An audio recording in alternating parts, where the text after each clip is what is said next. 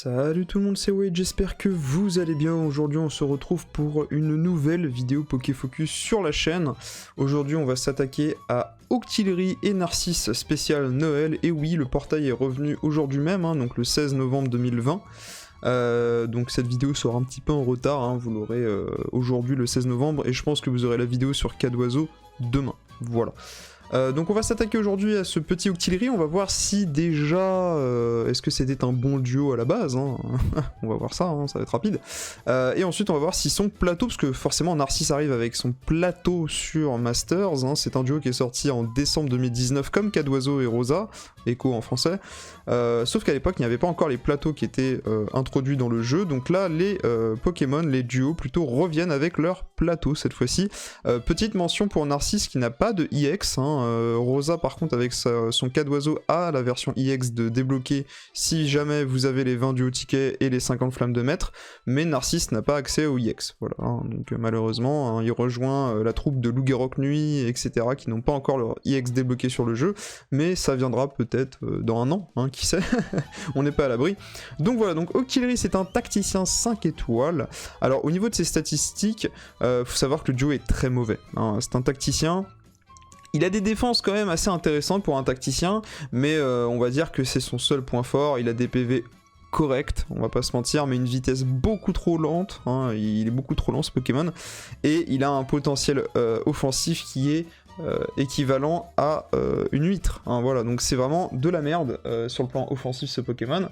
Au niveau de son kit, il a accès à Octazooka qui est son move signature, qui va baisser la précision de l'ennemi assez souvent, qui n'a par contre que 56 de puissance, 85 en précis c'est pas grave puisqu'il a œil aiguisé qui fait que ses capacités n'échouent jamais, donc ça c'est plutôt cool. Il a défense spéciale plus, donc pour booster sa défense spéciale, ok. Il a ébullition qui est son move qui est vraiment intéressant, parce qu'il va pouvoir brûler l'ennemi, je rappelle que c'est un tacticien, donc il baisse la précision, il peut brûler l'ennemi, donc c'est en ça que c'est un tacticien, il pose des malus. Et aucun compromis qui est le move dresser qui va augmenter de 2 crans défense et attaque spéciale. Au niveau de sa capa duo a une particularité, elle va augmenter en puissance si l'ennemi est brûlé. Donc en fait, logiquement, c'est un peu dommage qu'on n'ait pas une version EX, parce que je pense que si on avait eu une version EX de Narcisse et de Cadoiseau, ça aurait été vraiment très cool, honnêtement. Surtout qu'il y aurait eu un truc à faire avec ébullition et son move duo, avec des cases à prendre et tout, mais malheureusement non. Au niveau de ses talents, on a Air Nocif 1 qui augmente les chances d'infliger des altérations de statut, donc ça c'est plutôt bueno, puisque ça va permettre d'augmenter les chances de poser la brûlure avec ébullition, donc c'est cool. On a Renfort Hazard 4 qui va permettre, lorsque soit ébullition, soit Octazooka touche l'adversaire, que une de ses stats, donc là vous avez attaque, défense, vitesse, attaque spé, défense spé, esquive ou précision, soit légèrement augmentée. Voilà, donc il peut se buff Octillery d'une de ses statistiques, assez souvent s'il touche l'adversaire soit avec ébullition soit avec Octazooka. Bon, vous savez que les stats comme ça, enfin les talents basés sur la RNG, moi je suis clairement pas fan, je trouve ça trop RNG en vrai, mais bon, pourquoi pas, on prend, tout simplement. Et voilà, donc c'est vrai que le duo, quand on le prenait tel quel, il était extrêmement mauvais. Franchement, je lui mettais au moins 3 sur 10, pas plus, vraiment pour être très gentil, parce que c'est Narcisse, et que, ouais, même, et encore, oubliez ce que je viens de dire, on s'en fout de Narcisse. Mais voilà, juste parce que c'est un poulpe, je lui mettrais 3 sur 10. Mais honnêtement, pour moi, allez, personnellement, je leur ai mis 2,5, 3, je le trouve extrêmement mauvais. Franchement. Et son plateau, vous allez voir que son plateau lui permet très clairement de briller à nouveau, enfin briller tout court parce qu'il n'a jamais brillé ce Pokémon. Donc voilà, bon le plateau 1 sur 5, je vous laisse checker, voilà, je vais pas passer dessus, vous prenez des boosts de stats, des petits récup jauge, récup PC à droite à gauche, c'est de la merde en 1 sur 5 bien évidemment. On va passer tout de suite au plateau 2 sur 5, pour moi je vais vous proposer aujourd'hui 2 plateaux 2 sur 5 et 2 plateaux 3 sur 5. Et oui, on va être assez rapide sur le 2 sur 5, et on sera un peu plus complet sur le 3 sur 5. Donc en fait je vais vous proposer un plateau ébullition et un plateau Octazooka pardon, à chaque fois. Donc là on est sur le plateau ébullition, et il faut savoir que dans le plateau de Octillery, pardon, il a 2 cases très intéressantes. Il a la puissance brûlure 3, qui va parfaitement matcher avec ébullition pour poser la brûlure, hein, forcément, mais aussi qui va matcher avec la capa duo, parce que la capa duo augmente en puissance si l'ennemi est brûlé. Or là, on rajoute un passif à auxiliarie, donc puissance brûlure, qui va augmenter légèrement la puissance des capacités du duo, des capacités, hein, donc toutes ces capacités, si l'ennemi est brûlé, donc vraiment c'est plutôt pas mal. Et là du coup on va transformer auxiliarie en tacticien, mais tacticien orienté offensif, qui va jouer avec la brûlure. Il faut savoir que c'est très rare les Pokémon qui jouent avec la brûlure dans Masters, donc c'est plutôt cool. On a que Charter de mémoire en tête, hein, qui joue avec la brûlure, donc c'est vraiment plutôt pas mal. Autre case intéressante du plateau, hein, parce qu'après vous voyez que c'est des boosts sur ébullition, des boosts de stats, on a un récup PPC que vous pouvez enlever à tout moment, hein, vous pouvez très bien l'enlever pour prendre ça et peut-être rajouter voilà, deux petites cases de stats. Si jamais vous aimez pas les récup PPC sur le Move Dresser, ça c'est à vous de voir, hein. Moi je propose mes plateaux, après c'est à vous de les adapter. Et on a aussi la case brûlure grave 2 qui augmente les dégâts de brûlure subis par l'ennemi, donc ça c'est vraiment ultra cool. Je pense que honnêtement, alors je l'ai 1 sur 5 mon auxiliary, donc moi je pourrais pas le jouer comme ça. Si jamais je fais des daily pour essayer d'au moins le chercher 2 sur 5, je pense que je le jouerai sur la brûlure, c'est assez fun. Après faudra voir si dans les faits c'est cool, hein. Moi je vous fais une analyse à chaud sur le papier. Ceux qui ont déjà auxiliary 2 voire 3 sur 5, n'hésitez pas dans les commentaires encore à vous manifester et à me dire ce que vous pensez du duo. Est-ce que vous trouvez que c'est mieux de le baser sur ce build là ou sur le build qu'on va voir juste après, dès maintenant, le build Octazooka. Alors Octazooka, je vais pas vous mentir, en 2 sur 5 c'est de la merde, hein. Très clairement, si vous avez, pour moi, hein, si vous avez Octillery en 2 sur 5, partez sur le build ébullition. En 2 sur 5 comment dire, pour Octazooka, c'est pas très ouf. Voilà, on va aller chercher Octazooka Action Critique 4 qui va permettre de buff assez souvent le critique d'Octillery quand il va taper avec Octazooka, donc ça lui permet de se buff en critique, hein, donc on lui offre un nouveau buff, donc c'est plutôt pas mal. Mais c'est, voilà, c'est le seul truc d'intéressant, parce que vous n'allez pas prendre la brûlure grave parce que ça ne sert à rien. On a une immunité autocritique qui ne sert à rien, hein, très clairement. Et ensuite c'est un petit peu de la merde, hein, dos au mur, Osef, Capa Duo critique 1, on aurait pu lui mettre, mais bon je trouve que ça sert un petit peu à rien parce qu'on va déjà se buff en critique avec Octazooka, donc pas besoin de se buff critique et d'attendre la Capa Duo. Donc voilà, donc pour le 2 sur 5, très clairement ébullition win tous les jours, hein, si vous l'avez 2 sur 5. Mais voilà, alors on va voir si c'est toujours le cas avec le build 3 sur 5. Alors 3 sur 5, qu'est-ce qui change? Alors sachez que les builds que je vous propose, je me répète à chaque fois, hein, mais parce que sinon les gens vont pas comprendre, parce qu'il y en a encore qui me le disent.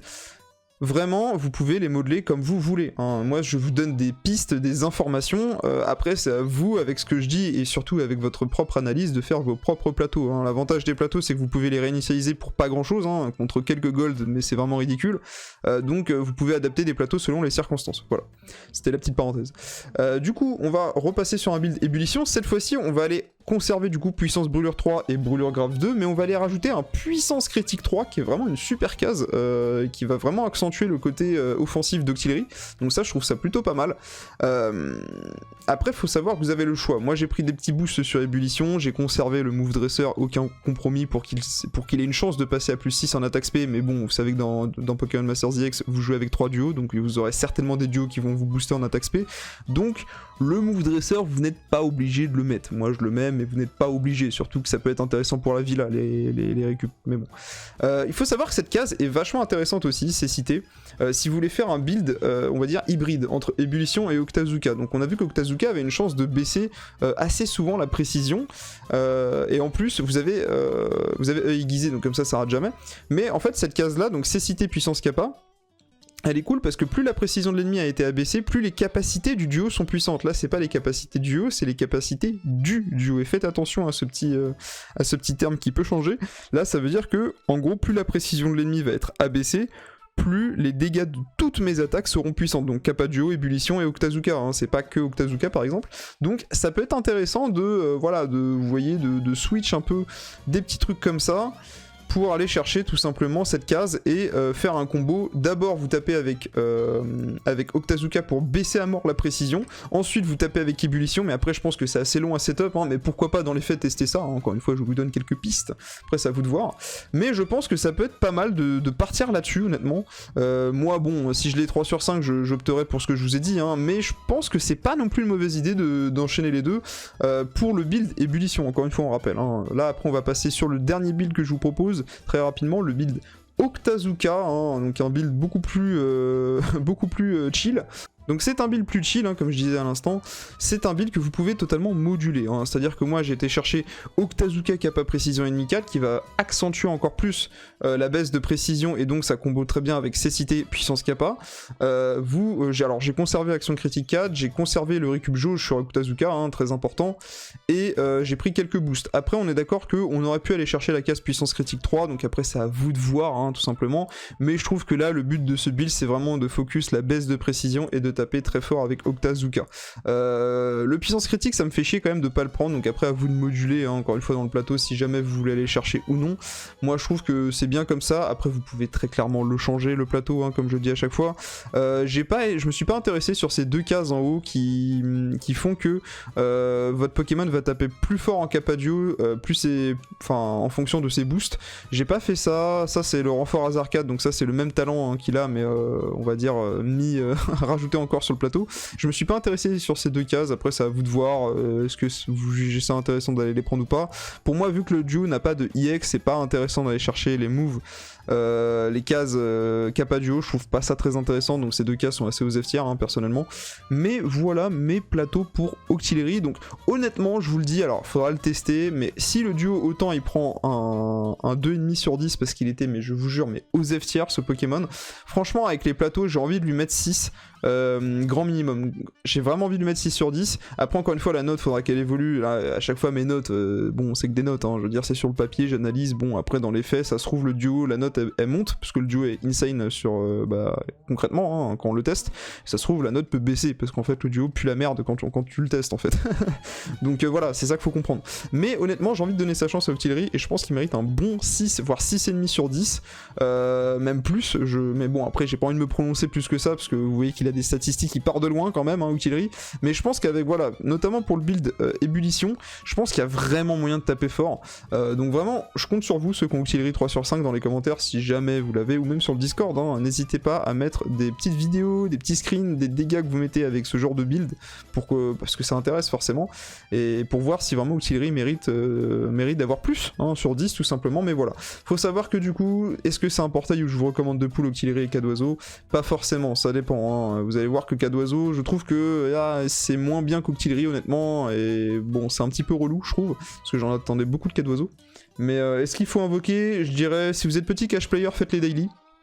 Faites les daily pour essayer de récupérer au moins une fois les duos. Si vous êtes gros cash player, bon bah allez-y, hein. Enfin je veux dire bon, si vous êtes une whale, allez-y quoi. Mais si vous êtes free to play, je sais pas si c'est intéressant de pool. Ok, les duos sont saisonniers, donc ils reviendront que dans un an théoriquement. Mais il y a des gros portails qui arrivent, hein, notamment après ces duos en Pokéfocus, on aura Cynthia, Fest et Metalos X. Donc c'est du lourd qui arrive et il y a les fêtes de fin d'année aussi, donc je vous recommande pas trop de pool. Faites attention à vos diamants. Donc si vous êtes free to play, pour moi, passez votre chemin, n'invoquez pas, gardez. Et si vous êtes petit cash player, que vous voulez faire une petite folie, à la rigueur faites les daily, parce que ces deux duos sont sur le même portail. Donc voilà, hein, vous pouvez choper soit Narcisse, soit Cadoiseau. Ou Rosa plutôt, hein, si on compare les dresseurs. Voilà les amis, c'était White. En tout cas, j'espère que cette petite vidéo analyse sur Octillery vous a plu. La vidéo Cadoiseau arrivera demain, hein, donc le 17 je pense novembre. Donc voilà, mettez un petit pouce bleu si la vidéo vous a plu. N'oubliez pas de partager la vidéo, c'est très important, hein, ça me fait extrêmement plaisir.